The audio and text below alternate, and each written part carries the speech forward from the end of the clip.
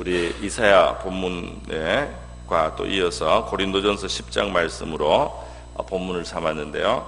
우리 성경의 또 여러 곳을 함께 보면서 우리 사막의 강을 내신 하나님을 함께 생각하고 하나님 앞에 한번 은혜를 구하는 이 시간 되기를 바랍니다. 오늘 이사야 43장 이번 주제 본문이죠. 보라, 내가 새 일을 행하리니 이제 행할 것이라 너희가 그것을 알지 못하겠느냐. 반드시 내가 광야의 길을 또 사막의 강을 내리니. 그래서 이 사막의 강을 낸다. 제가 어릴 때는 우리 한국에는 너무 물이 풍부하니까요. 우리는 물에 대해서 아무 생각을 안 하니까 물 쓰듯이 한다, 이런 말은 아끼지 않는다는 뜻이 됐습니다. 그런데 제가 초등학교 때 우리를 가르치시던 선생님께서 말씀하시기를 저기 다른 나라에 가면 이 물이 석유보다 비싸다 그러더라고요. 그래서 우리가 다 깜짝 놀랐습니다. 물은 우리의 천지에 있는데 석유는 비싼 줄 알았는데요.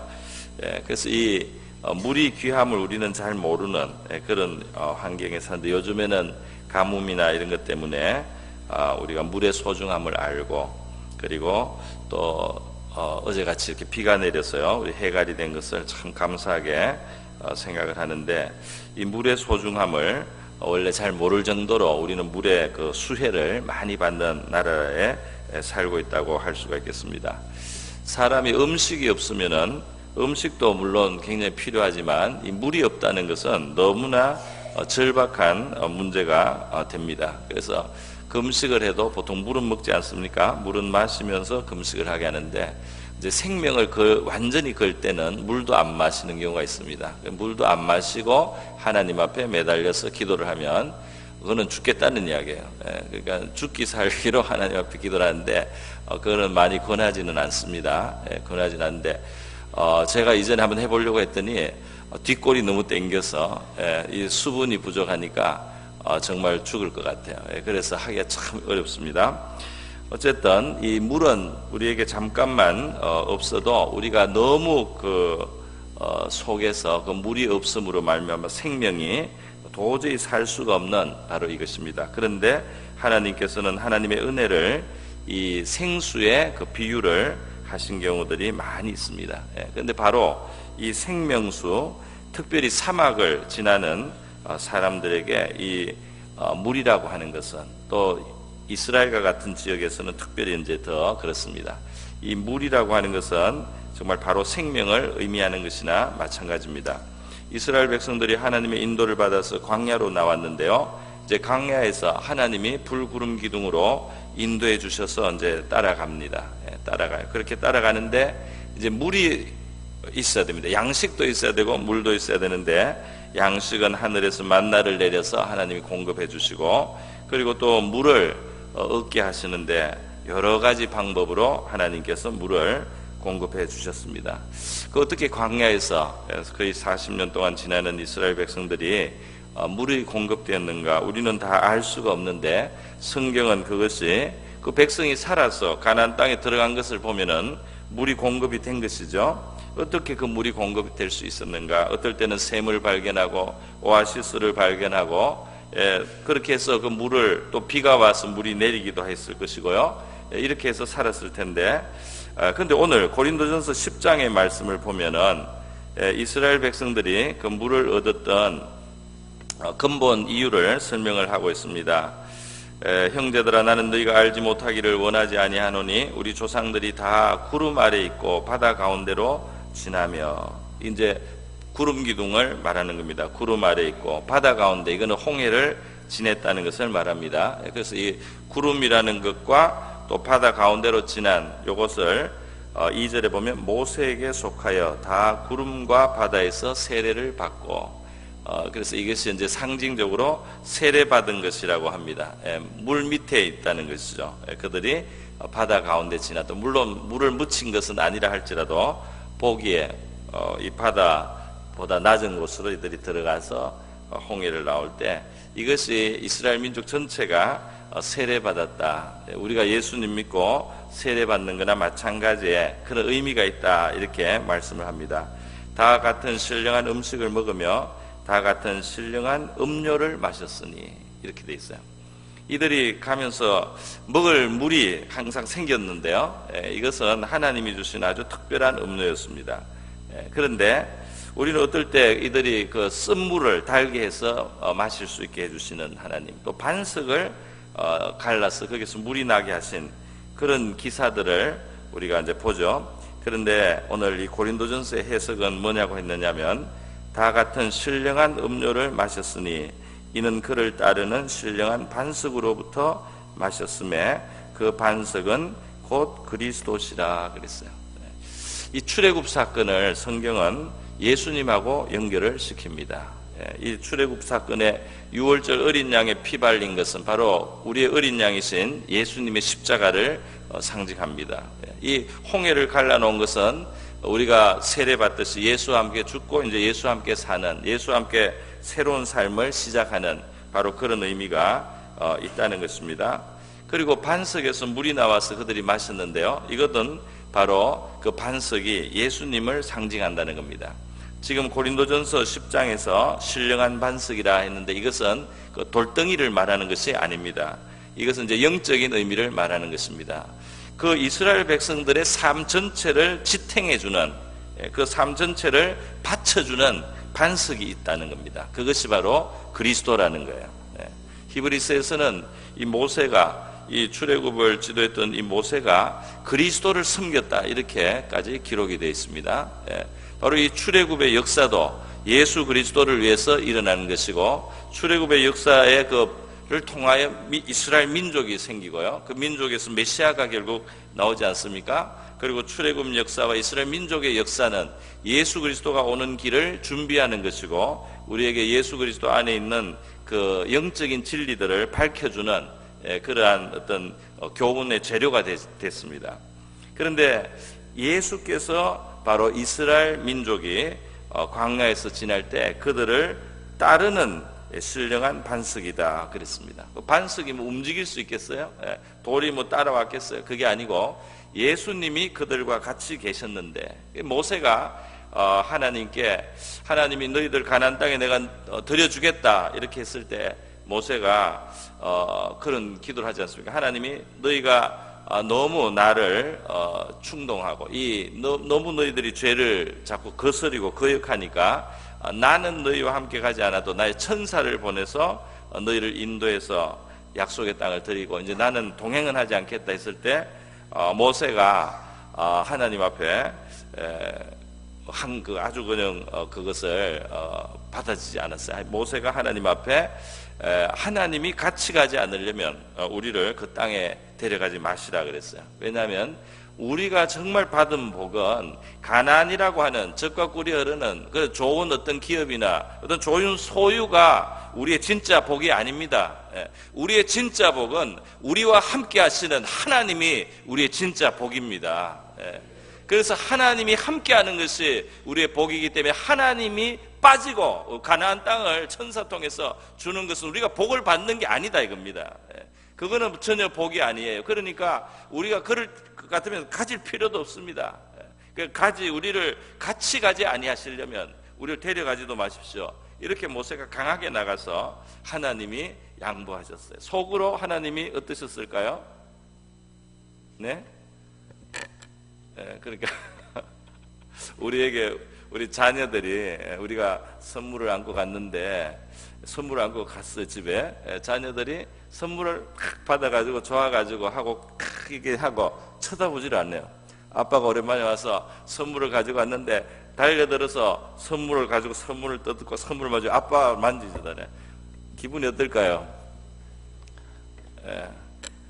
그런데 선물을 가지고 왔어요. 선물을 가진데 애들이 선물을 받아가지고 선물을 옆으로 치워놓고 안겨가지고 아빠를 부르고 뭐라고 묻고 잘 있었느냐고 하고 뭐 보고 싶다 그래요. 이러면 어떨까요?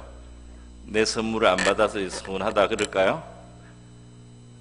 그러니까 모세의 마음은 하나님을 만족시키는 겁니다. 할렐루야. 그러니까 우리의 마음도 우리가 물론 철이 없어서 하나님이 주시는 것으로 기뻐하고 해도 뭐 나쁜 것은 아니지만은 만약에 둘 중에 하나를 택해야 된다 이럴 때조차도 우리에게 지금 가난이 필요하니까 젖과 꿀이 흐르는 것이 좋으니까 그냥 그 가기만 하면 됩니다. 뭐 하나님 같이 안 가셔도 괜찮죠. 뭐 어쩌겠습니까? 이런 식으로 했으면 이스라엘은 정말 복을 놓치는 겁니다. 오늘 우리의 믿음과 신앙은 이 물이라고 하는 것은 얼마나 필요한 겁니까? 이 물이라는 것은 바로 죽고 사는 것이고 바로 생명 자체와 같지 않습니까? 이 바로 가장 중요한 것은 우리의 생명을 정말 지탱하고 유지하고 살게 하는 제일 중요한 것이 물이듯이 하나님께서는 우리에게 바로 그 물의 공급자로 그리고 생수를 주시는 분으로 예수님은 우리에게 찾아오시는 것입니다. 그리고 우리 인생에게 제일 중요한 거, 없으면 안 되는 바로 그것으로 우리 예수님을 우리가 그렇게 알고 여겨야 될 줄 믿어요. 지금 이스라엘 백성들이 가는데 신령한 음료를 마셨다. 이들을 따르는 반성, 뭐 큰 바위돌이 뭐 굴러다니면서 이스라엘 따라다닌 게 아니고 예수가 그들과 함께 있었다. 그런데 예수가 그들과 함께 있기 때문에 신령한 반석이 그들을 따르고 그들과 동행했기 때문에 그들은 이 광야를 지날 수가 있었다는 겁니다. 그 물이 진짜 공급되는 모습은 다양한 모습으로 되었을 거예요. 그죠? 어떨 때는 그냥 오아시스를 발견할 때도 있었습니다. 어떨 때는 마라라고 하는 쓴물이 나왔습니다. 그 물을 먹으니까 뭐 토하고 먹을 수 없는 그런 물이에요. 그러나 거기에 나무를 하나님이 모세에게서 나무를 그 물에 넣어라 해서 그 나무를 넣었더니 그 물이 달아져서 그 물을 마실 수 있었다 그러는 거예요. 어떤 사람은 그 나무가 십자가를 상징한다 이렇게 해석하기도 합니다. 어쨌든 간에 이 쓴물을 달게 만들어 주셨으라도 이스라엘이 마실 물이 있게 하는 그 하나님, 그들의 삶을 지탱하게 해주시는 바로 하나님, 그들과 동행하시는 그리스도셨다는 것입니다. 오늘 우리의 삶 속에 정말 어떤 갈급함이라도 그 갈급함에 가장 깊은 뿌리, 그리고 우리의 현실적인 문제까지 포함해서 우리에게 제일 중요한 그 모든 것들이 우리 주님으로 말미암아서 채워질 수 있다는 이 사실을 우리가 믿어야 될 줄 믿습니다. 우리 영혼의 깊은 소원에서부터, 우리 영혼의 아주 깊은 곳에서부터 갈급함이 있어서 사람들은 이것을 얻고 나면 저것이 또 필요하고 저것을 얻고 나면 또 다른 것을 바라게 됩니다. 요한복음 4장에 나오는 수가성 여인은 남편을 여러 명을 바꿔봤어요. 그런데 이 여인은 그게 잘 그걸로 다 안 되는 것이 있다는 걸 아는 거예요. 목이 굉장히 마릅니다. 그래서 이제 부끄러운 사람이 되었어요. 그런데 이 여인 앞에 예수님이 나타나셨습니다. 이 예수님께서는 내가 주는 생수를 먹는 자는 다시는 목마르지 않는다. 내가 주는 이 생수는 영생하도록 솟아나는 그 배에서 샘이 될 것이다, 강이 될 것이다, 이렇게 말씀을 하셨습니다. 여러분, 하나님께서는 이 생수로 우리 하나님의 은혜를 표현하셨어요. 원래 에덴에는 4가지 강이 흘렀습니다. 원래 하나님은 인간에게 가장 필요한 것, 또 그 가장 깊은 데서부터 목마름을 채우는 것은 하나님이 있는 곳에서 흘러나오도록 하셨습니다. 인간이 에덴을 떠나와서 살아가는 인생은 사막을 가는 것과 같습니다. 하나님께서 긍휼히 여기셔서 오아시스를 만나게도 하고, 그리고 가끔 또 살아갈 수 있는 길을 열어주시지만 하나님은 우리에게 풍성한 물을 주시기를 원하는 겁니다. 생명을 얻되 풍성히 얻기를 원한단 말이죠.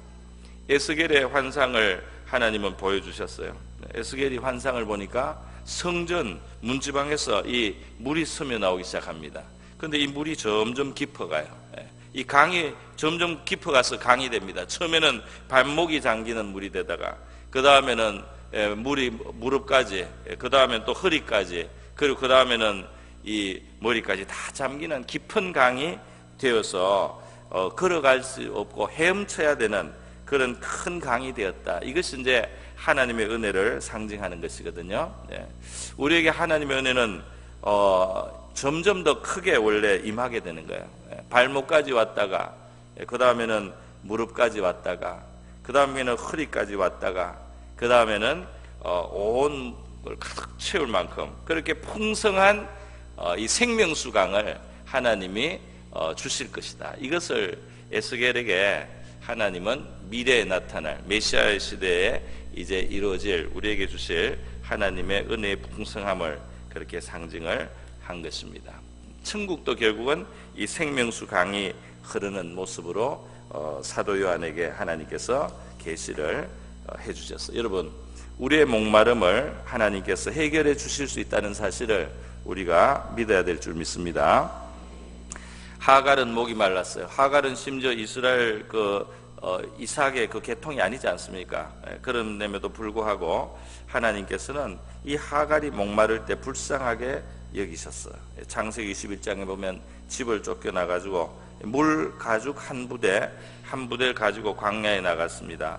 그 아들 이스마엘이 이삭 적자 그 아들을 희롱하다가 집에 쫓겨났어요. 그렇게 했는데 목이 말라서 죽게 된 겁니다. 광야에서 그들이 방황하다가 목말라서 울고 죽게 되었어요. 그 불쌍한 그 지경이 되었을 때 하나님께서 하갈의 눈을 밝히셔서 샘물을 보고 가죽 부대에 물을 채워다가 아이에게 마시게 했다. 하나님께서 그 물을 찾게 만들어 주셨다는 겁니다. 이 하갈은 약속 밖에 있어도 그 눈을 밝혀서 샘물을 찾게 하고 그 물을 가져다가 아이에게 마셔서 살게 하시는 하나님의 은혜가 또 함께 해주셨어요. 그 정도로 은혜가 흘러넘칩니다. 사사기 15장에 보면 삼손이 블레셋 사람들과 싸워서 많은 사람들을 나귀 특배로 쳐 죽이고 승리를 거두었지만은 목이 말라서 거의 죽게 되었어요. 그때 삼손이 하나님 앞에 부르짖었습니다. 하나님께서 레이라는 땅의 우묵한 곳을 터뜨리시니 거기서 물이 솟아나오는지라. 삼손이 그것을 마시고 정신이 회복되어 소생되니 그러므로 그 샘 이름을 엔하꼬레라 불렀으며 그 샘이 오늘까지 레히에 있더라. 그랬어요. 여러분, 물을 여러 가지 방법으로, 물이 있는데 모르고 있는데 그 물을 발견하도록 눈을 열어주시기도 하고, 물이 정말 없지만은 어느 곳을 터져서 거기서 물이 나오기도 할 수 있는, 생수를 어디서나 얻게 하실 수 있는 하나님이십니다. 이 은혜는 심지어 불쌍한 이방인에게까지 베풀어 주시는 거죠. 삼손은 정말 허물이 많은 사사 아닙니까? 그런데 그가 갈급해서 부르짖을 때 하나님께서 물이 없는 곳을 터뜨려서 물을 땅 밑에 있던 물을 끌어올려서 삼손에게 마시게 하시는 겁니다. 이렇게 하나님은 우리의 절박한 필요를 채워주시고 또 우리 영혼의 가장 깊은 곳, 남편 5을 갈아채워도 안 채워지는 그 영혼의 가장 깊은 곳도 우리 주님께서 채우실 수 있다는 겁니다. 우리 현실의 문제, 우리 현실의 절박한 것, 지금 당장 정말 이 물이 안 들어가서 내가 죽게 된 바로 그 사정을 해결할 뿐 아니라 다른 무엇을 자꾸 채워도 안 채워지는 그 영혼의 가장 깊은 것도 우리 주님이 채우실 수 있다, 이 말입니다. 그래서 이스라엘의 잘못은 생수의 근원이 되신 하나님을 버리고 터진 웅덩이를 찾았다는 겁니다. 이들이 이방 나라, 힘 있는 나라를 의지하고 말이죠. 이들이 다른 무슨 이 세상에 무슨 힘을 잡고 의지하고 이 세상의 어떤 우상을 의지할 때 이것이 이 세상의 어떤 피조물과 이 세상에 있는 것들이 자기들의 그 힘과 복인 줄 알아요. 그렇게 했을 때 하나님께서 하나님 앞에 마음이 떠나 있는 이스라엘 백성들이 정말 이들의 잘못은 다른 것이 아니다, 생수의 근원이 되는 나를 이들이 멀리하고 등지고 이 세상에 다른 의지할 것으로 하나님을 삼았다, 이 말입니다. 그것이 이스라엘의 가장 큰 실패고 가장 큰 문제라고 하나님이 말씀하셨습니다. 온 세상이 하나님의 것이 아니겠습니까? 우리의 영혼 안에서부터도 만족을 주실 수 있는 분, 그리고 이 온 세상을 움직여서 우리를 살아가게 하실 수 있는 분, 그분이 우리 하나님이신 줄 믿습니다. 사무엘하 23장에 보면요, 다윗이 군대를 거느리고 블레셋과 전쟁을 합니다. 그럴 때 이 자기 고향 베들레헴이 지금 블레셋 진 뒤쪽에 있어요. 그래서 다윗이 자기도 모르게 말이 나왔습니다. 소원이 나왔어요. 내가 어릴 때 마시던 베들레헴 성문 곁 우물물을 누가 내게 마시게 할까, 이렇게 자기도 모르게 그냥 혼잣말이 나왔어요. 그런데 이때 3명의 용사가 블레셋 사람의 진을 돌파해서 뚫고 들어가서 베들레헴 성문 곁 우물물을 길어가지고 다윗에게 가지고 왔다 그랬습니다. 정말 놀라운 일입니다. 그러니까 이 본문은 다윗에게 얼마나 충성하는 사람들이 있었느냐 이걸 말해주는 거예요. 이 다윗이 얼마나 사람의 복을 받았는가 이걸 말해주는 겁니다. 여러분, 다윗을 위해서 죽으려고 하는 사람들이 있는 겁니다. 다윗의 목마름을 해결하기 위해서 죽음을 무릅쓰고 창과 칼이 있는 적군을 뚫고 들어가서 물을 길러오는 사람이 있습니다. 이러한 사람을 얻게 된 것이 그냥 다윗이 그런 사람을 잘 찾아낸 것이 아니고 하나님이 주셨다 이겁니다. 하나님이 다윗이 그 목마름을 해결할 수 있는 그런 사람들을 다윗에게 붙여줬다는 거예요. 여기에는 물론 교훈이 있어요. 뭐냐면은 다윗은 그렇게 어려워도 끝까지 하나님 앞에 충성하는 마음을 가졌어요. 하나님을 경외했습니다.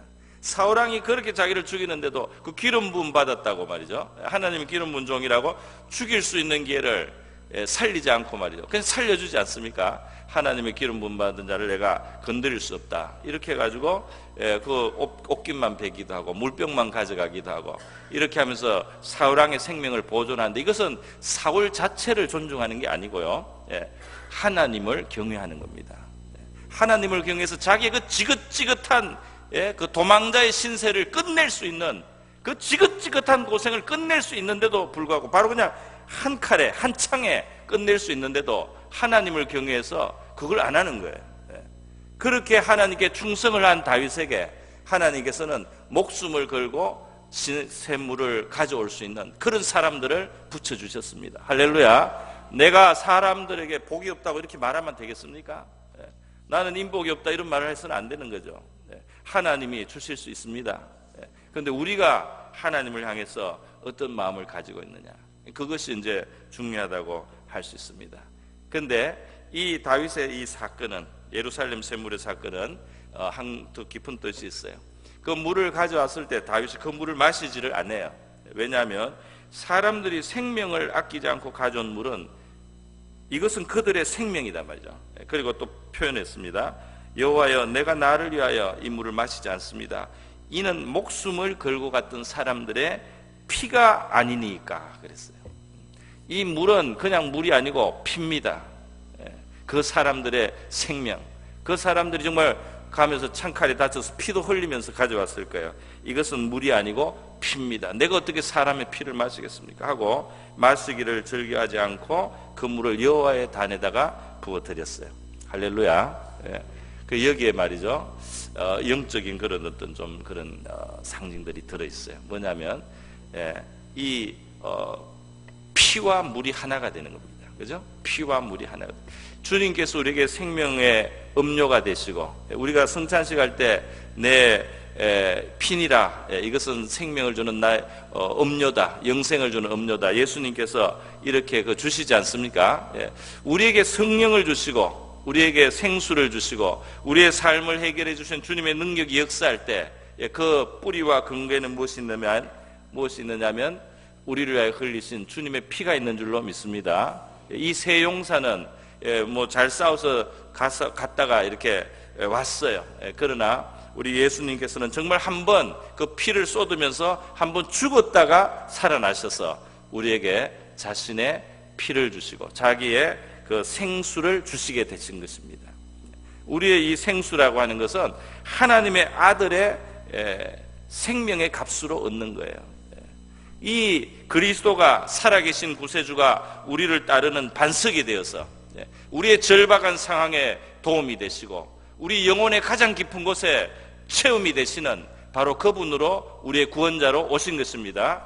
그래서 우리가 광야를 지내거나 사막을 지내거나 이 예수와 동행하면 우리의 영혼의 문제, 우리의 삶의 절박한 문제들을 해결하는 그 반석은 우리가 큰 파운데이션, 우리 삶의 큰 기초라고 할 수 있겠습니다. 그 터 위에 설 수 있다는 거예요. 예수가 우리의 터가 된다는 겁니다. 그가 생수의 근원이 된다는 이 사실을 알고 세상 다른 것보다 바로 예수가 우리의 생수의 근원이 된다는 이 사실을 알고 주님을 붙드는 자에게는 필요한 때 물이 솟아날 것이고 필요할 때 그 샘물을 발견하게 할 것이고 때로는 정말 돌덩이가 깨어져서 거기서 물이 나오게 하고 정말 못 먹는 물은 달게 만들어 주셔서 마실 수 있게 하시는, 바로 그 주님을 우리가 꼭 붙드시기를 바랍니다. 그리스도를 가진 자는 가장 절박한 것을, 그리고 가장 깊은 것을 채울 수 있는 이 생수의 근원을 가진 삶이 된 줄 믿습니다. 영원토록 솟아나는 샘이 되리라. 주님께서는 자신이 우리의 모든 필요를 다 채우시는 분이라고 말씀하고 있습니다. 오늘 우리에게 정말 사막과 같은 이 인생에 진정한 생수가 되시고 생수를 주시는 우리 주님을 기억하시고 바라보시고 기도하시는 이 아침이 되기를 바랍니다. 우리 다 같이